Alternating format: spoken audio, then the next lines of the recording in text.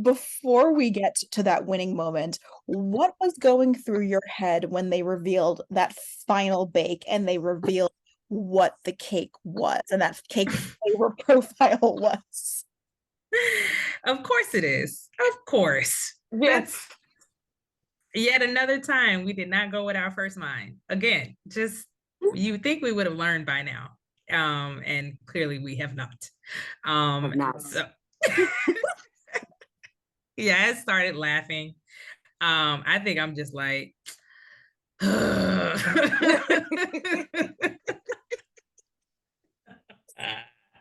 this mean we got to do another bake? Like we got to just start over? Well, what was the kind of thought like amongst the fellow contestants? Because this was, as they noted, the first time that no one got it right. Was there concern like you would have to do another bake? Was there a, well, did our first thought count for anything? What was the process like in your mind? Oh, my process Yeah. was, oh, it's going to be another bake. All right, let's go so we can win this. Let's wrap it up. I'm ready. I'm ready. Like there was no second thought about it. Like there's another bake. Amber, get it together. We're going to bake. It's fine. Yeah. We're going to win. We're going to bake. We're going to win. We're going to go home. Yes. Give me the check. And I was just salty. I was salty. I'm very competitive by nature anyway. So I was just real, I was real salty behind it. Especially because it threw so much, but we knew something wasn't right. Like it just some things just weren't making sense. And I'm not a fan of that. Like, one of the biggest things we always say is make it make sense. And it wasn't Mhm. making sense. We knew we were missing something because we just couldn't remember the contents of the drinks. We don't drink a lot of cocktails like that, like on a regular basis. So, we didn't have nothing to pull from. So it was just like, and then dang, was like, I really wanted to get this one right. So that was Yeah, just the competitive side of we me. want we wanted a second like aha moment like the cutout cake Mhm. for this. Yeah, I I feel mean, like we set the bar really high for that. we really wanted that aha moment. Like we really thought about like the decorations, for this cake. We had a whole template, made, and that drink just kind of threw us. Like Amber said ginger. Mhm. We say ginger in the bake, Now, and mind you, I don't know if halfway they show through. that. I don't know if they showed that, we haven't seen the finale, so I don't know if they actually played that part of us talking about that. Um, but yeah, like, But yeah, it felt like we knew what the cocktail we were trying to remember the cocktails, but ginger just felt really far off. You know what I mean? It felt fall. It felt like it did not go with this tropical, decor mhm. for this cake. And so that is why we, like, Oh "Uh, yeah, yeah. should we go with ginger? I don't know. Let's talk this out for a second." And that's how yeah, we did Yeah, not get it right. yeah. And it was an interesting thing because this is the first time you guys had more time to actually explore the kitchen, which, because obviously this was an extensive thing. How did that change your process after kind of having a beat down of knowing what you're going to do? How did having that extra time kind of throw you or help you in the final bake? I don't think it threw us or helped us. I mean, I think Mhm. that, well, I wouldn't say it didn't help us because I feel like having that extra time allowed me to stand at the island and really see all the design elements that were there, and really try to figure that part out because it was a lot. And so I feel like that last minute, it was really just us looking, finally at the rest of the clues and really, okay, those are flowers. What is that made out of? Is fondant. Okay, well, that's that. Is that fondant? Is that modeling chocolate? Okay, that's that. This is a wafer paper leaf. This is this. This is that. Okay, okay. How much time we got? All right, smell this, taste this. Like, so it just the extra minute helped in that part of it, but we still got tripped up on some of the clues. Yeah. Yeah, it's Well, fine. you guys are able to pull out magic. It's incredible what you guys were able to do. So Thank you. when you were standing there and they were getting ready to announce the winner, what was going through your mind, and what was going through your mind when you actually saw your name on the pop-up thing and it was revealed? Oh, I might have been empty. my tank may have been empty. No, maybe it was. It was definitely empty in that moment. We gave everything that we had in that cake in, what was it, 3 hours? 3 hours. And by that point, we had congratulated one another and celebrated that this whole journey, we made it to the very end. And so it was like, man, bump that, we did that. Like, we did that, like, trophy, Yeah. no trophy, man. Amber and I, like, we just did 90 days together in this Yeah. kitchen. That's what it felt like, Yeah.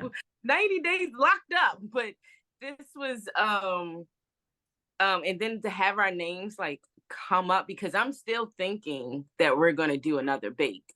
I'm not thinking that this confectioner is going to say our names. And so when it does, it's like, wait, that's my name and it's printed out. That's Amber's name is printed out. And we're actually telepathically kind of saying that's us. Like, we won that. Like, unreal, just a completely unreal, raw, emotional moment. Yeah. Like, it took a second. It really did take a second to register that it was us. And so the reactions, that I saw in the promo that they sent us is very accurate. Like, Yaz looks like she swallowed a bug. Like, and I just look like I'm ready to fall out on the floor, but I got this 2-piece suit on and I'm not about to get it dirty. So I'm not gonna hit the floor. So like, we don't do that. But it's just that the reactions were genuine because it was anybody's game. And so that's one thing that this has taught us, especially because they were going off of both bakes. And since we had such an emotional first round, I wasn't sure. But like she said, we were super proud. But that when he says Amber and Yaz, and then we see it, come up, it's just, I think a golden moment. Everything just kind of flowed. Yeah, everything flowed out of us. You both were very emotional when it came time talking after your win about how much this means to you. How much have you been able to kind of reflect on the magnitude of the win, and what can you say about what your hopes are, what this will parlay for you going forward? I can speak on the first part. I don't know how much it's going to affect us, or I don't feel like we've been able to really ponder it because we haven't seen it. Like, we lived it, yes, but we haven't like sat down, watched it, and lived in that moment in its totality. And I feel like that's not going to really come until after tonight. That we really, it's like, oh wow, all the emotions, all the feels, I can really digest everything now. And I'm not sure what place that's going to put me in, honestly. Going forward, because Amber and I have now collaborated and we started our own business, which is Bay Beignets, we are hoping, one, to find investors. That is a really, really important part, of this. Two, rest and relaxation. Like, we've done the work. Everybody has now seen that we've done the work and we can continue to do that work. But also, we want this to be, now, can we create a model for younger people who want to put themselves through school, through Bay Beignet?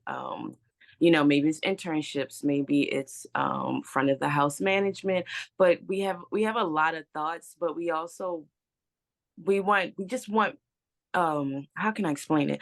We want other bakers and other people who are in the hospitality industry to know that, yeah, you can reach across the street or around the corner and talk to somebody who makes and creates the same stuff that you do. Yes, they're your competition, but how can you put a spin on that and say, no, we can build together. You can still do your own thing. I can still do my own thing. So Amber and our motto is that when we introduce ourselves together, the Electric Lady stands for your favorite pastry chefs on the West Side and the East Side. And so that means that you have access to not one pastry chef, but two, right? Everybody has a favorite executive chef or catering chef, or, but then nobody has a baker, that go-to baker, and we want to give them two bakers. And so going forward, if I'm not available, then let me refer you to my sister. you know. And so if we can create like a cohort of sorts of like, this is the list of all the pastry chefs you may need for your event, who can customize from this price to this dollar point, is an amazing thing. Because what happens, and we're not necessarily talking about it, is that a pastry chef, when you have one in your contacts, that pastry chef goes with you through all most of the journeys of your life. Do you understand? Like, so whether you start with a from your baby shower to the baby naming to the gender reveal to your wedding, you know, when you lose a loved one and a family member, you call that baker. You might change a different you know, a different caterer or something like that, but we want people to really understand who we are. And that's how we want to move forward with it. Yes.